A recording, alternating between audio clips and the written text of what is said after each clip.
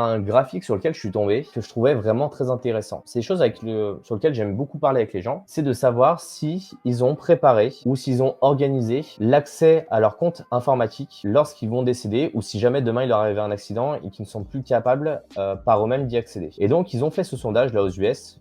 C'est un organisme qui a fait ça sur à peu près 1000 personnes et ils leur ont demandé si ils décédaient, qu'est-ce qui se passerait? Est-ce que quelqu'un pourrait avoir accès à leur compte en banque? Alors, dans la majorité des cas, aujourd'hui, les comptes en banque, ça se fait globalement assez bien. 2 tiers des personnes ont déjà procuration, il y a le conjoint, il y a ces éléments. Le numéro de téléphone, en général, ça se fait assez bien.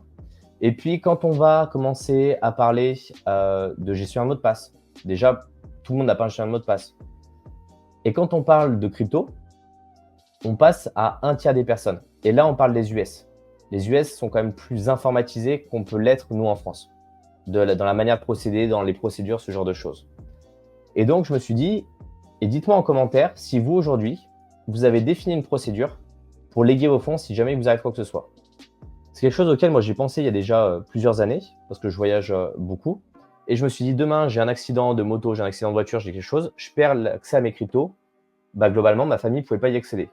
Donc, on a mis en place, nous, dans Crypto Investisseurs, une stratégie pour arriver à léguer nos fonds en cas de décès ou si jamais on devenait incapable de les gérer par nous-mêmes, sans qu'ils puissent nous voler de notre vivant. Parce que ça, c'est un critère à prendre en compte. C'est-à-dire que si vous donnez les 24 mois à quelqu'un, bah, n'importe quand, il peut vous dépouiller de l'intégrité de vos cryptos. Ça, c'était pas entendable. Et pareil, les personnes qui disent « Ah mais moi, mes 24 mots, je les ai mis dans une BD, j'ai entouré les mots sur différentes pages », les gens, ils vont pas faire une chasse au trésor. Si vous avez des personnes qui sont décédées dans votre entourage, vous connaissez à peu près la mentalité du moment, c'est pas l'idée de faire une chasse au trésor. Et après, il y a tout l'aspect légal. Donc, dites-moi en commentaire comment vous avez envisagé la chose, parce que je trouvais que c'était super intéressant justement de se poser cette question-là. Et donc, ça ramenait la question aussi du stockage des mots de passe, parce que là, on parle de crypto, mais il y a tout l'accès aux plateformes, si vous allez laisser vos fonds sur les plateformes, chose qu'il ne faut absolument pas faire. Mais donc, la plupart des personnes stockent leurs mots de passe de manière informatisée, et donc ça, il faut savoir le faire correctement pour ne pas se les faire dépouiller. D'autres le font sous format physique. Le format physique, pour faire très simple, c'est un calepin. Les gens, ils écrivent dans un calepin leur mot de passe. Et après, moi, ce qui m'inquiète le plus, c'est 40% des gens, ils stockent leur mot de passe dans leur tête. L'être humain, pour avoir étudié pas mal la question quand je faisais de la cybersécurité, l'être humain est capable de retenir 5 mots de passe différents, de taille correcte et complexe. Ça veut dire qu'il y a 2 possibilités. Et je pense que la première est la plus répandue. C'est-à-dire que les personnes mettent le même mot de passe de partout. Ce qui fait que quand il y a compromission de partout. Et il y en a quelques-uns qui ont une mémoire d'éléphant. Ça, c'est la deuxième possibilité.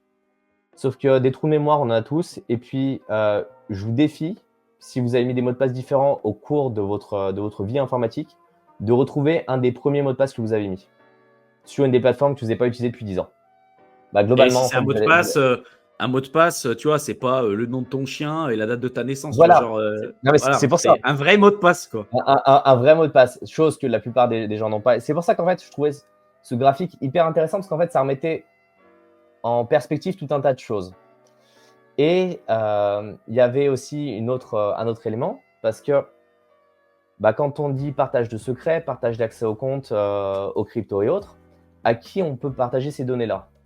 Et donc, dans la majorité des cas, c'est l'époux, l'épouse. Il y a une partie des enfants, les parents. Imaginez, juste prenez 2 secondes là, en fonction de l'âge que vous avez. On prend les parents. Vous êtes de notre génération, vos parents, ils ont à peu près 50-60 ans. Vous êtes de la génération du dessus, vos parents ont 80-90 ans. Est-ce qu'aujourd'hui, vos parents seraient capables d'accéder à vos cryptos, même si vous leur filiez vos mots de passe, votre ledger? Et ça, c'est la grande question. 99% de chances que ce soit pas le cas. Voilà, mais c'est 99,9% de chance. Déjà, le donner à un frère, une sœur, à un époux, une épouse, s'ils ne sont pas dans le secteur de l'informatique ou même pas dans la crypto, c'est très compliqué. Donc, il y en a plein qui disent que les partages avec personne. Mais ce n'est pas la bonne pratique non plus. Parce que, comme je vous dis, le jour où il vous arrive quelque chose, bah, vous perdez tout. Et après, ce qui est assez drôle aussi, c'est ce que les personnes ont fait un testament. Et ça, en général, quand on arrive à un certain âge, ben, on nous en parle, c'est quelque chose d'un peu courant. Mais on n'intègre jamais cette partie cryptoactive dedans.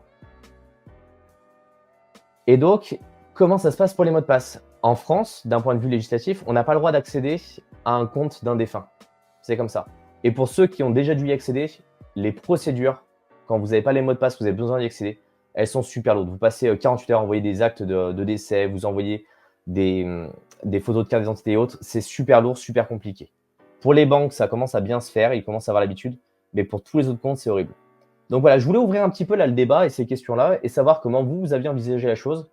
Parce que souvent, c'est complètement oublié en fait.